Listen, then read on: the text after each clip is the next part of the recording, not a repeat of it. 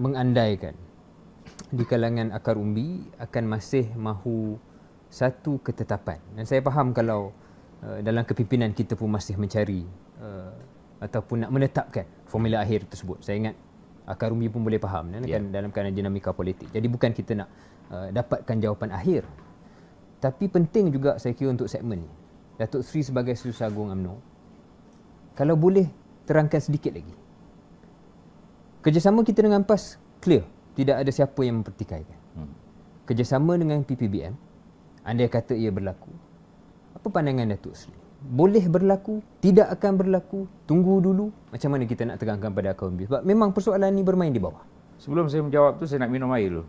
Silakan. Sebab tiba-tiba rasa panas.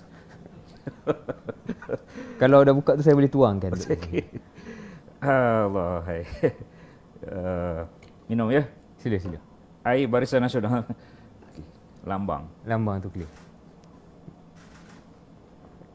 Dia segmen ni tak dekat apa semua kan? Tak dekat. Kalau minum-minum lah. Kalau minum-minum. PPBM dia ada 13 kerusi. Lepas itu dia kalah di Tanjung Piai, tinggal 12. Kemudian dia lari 6 kursi ke Pejuang. Pejuang pula pecah 3. 4 dalam Pejuang, 1 menyokong Anwar Ibrahim, 1 jadi muda. Bererti PPBM yang berada dalam PN sekarang yang asal ialah 6 kerusi masuk Perdana Menteri. 6 kerusi. Daripada 6 kerusi itu alhamdulillah dikuatkan dengan 10 daripada Azmin. Jadi 16. Kemudian ditambah dengan 15 kita yang melompat, berpindah. Melompat tu kasar sikit, berpindah tu lembut sikit. Maka jadi 31. PPBM merasakan mereka 31 kursi. Tapi itu bukan faktanya. Jadi itu saya nak beritahu rakan-rakan PPBM sebenarnya ada 6 kerusi. Itu faktanya. Walaupun 6, mereka jadi Perdana Menteri. Kita yang asal 79, BN, asal kita 79, lepas itu tolak tinggal 43. Timbalan Perdana Menteri pun tak dapat. Panas lagi.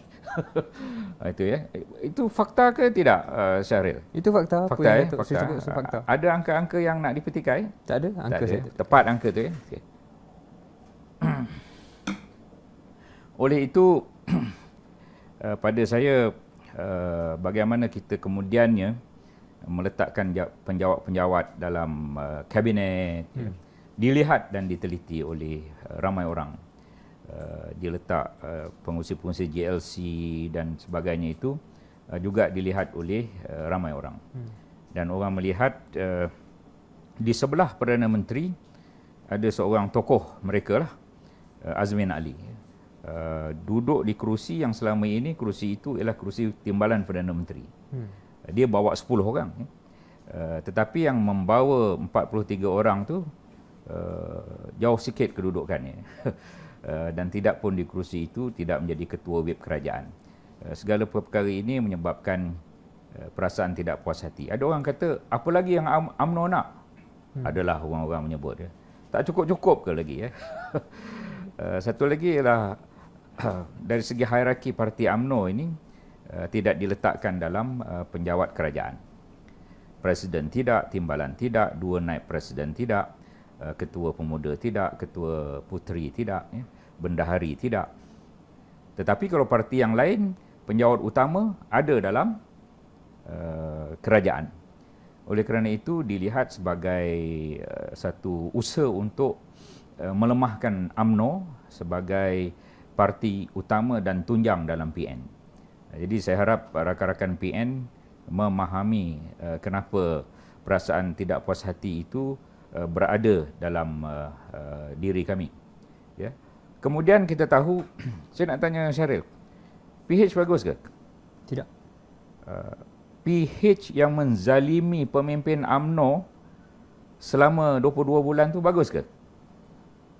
PH sudah tentu tidak kita sokong. Ya. Dan banyak perkara yang mereka buat tak betul dalam masa 22 bulan. Kenapa kezaliman itu diteruskan? Kalau boleh Datuk Seri jelaskan apa maksud kezaliman yang Datuk Seri maksudkan tu. Sebab saya rasa saya faham, tapi untuk ada senarai 40 yang disita. Ada senarai 80 yang di compound. Itu kezaliman. 40 campur 80 berapa? 120. Jika ada suara-suara yang mengatakan itu adalah proses keadilan dan mahkamah yang harus dilalui, siapa yang menandatangani segala perkara-perkara itu? Latifah Koya dan juga Tommy Thomas. Ada lagi mereka itu. Tapi kenapa kes masih lagi berjalan, bukan ya? Dengan lain perkataan, rumusannya ialah kezaliman PH diteruskan dalam PN walaupun kita memberikan sumbangan utama dalam pembentukan PN. Kalau boleh saya celah Datuk Seri. Ya. Ini untuk audiens kita juga. Sudah tentu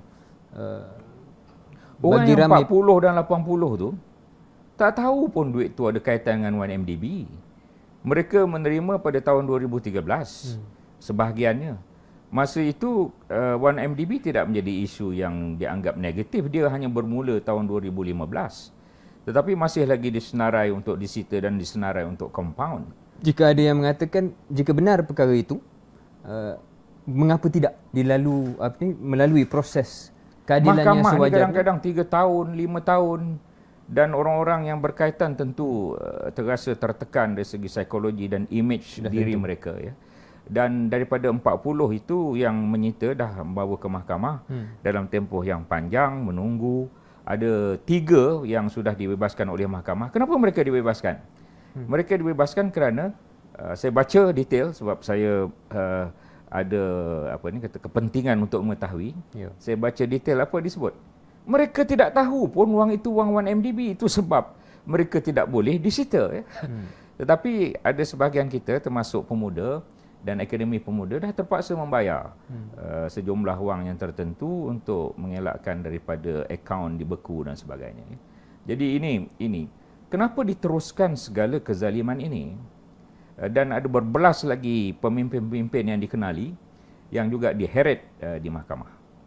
Baik Datuk Seri, panjang lebar jawapan tu. Kalau saya boleh rumuskan, kalau saya silap tolong perbetulkan.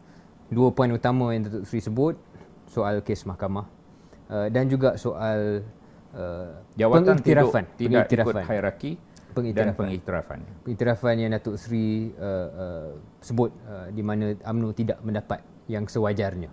Sudah tentu menteri-menteri pun dapat menteri kiri bukan menteri kanan.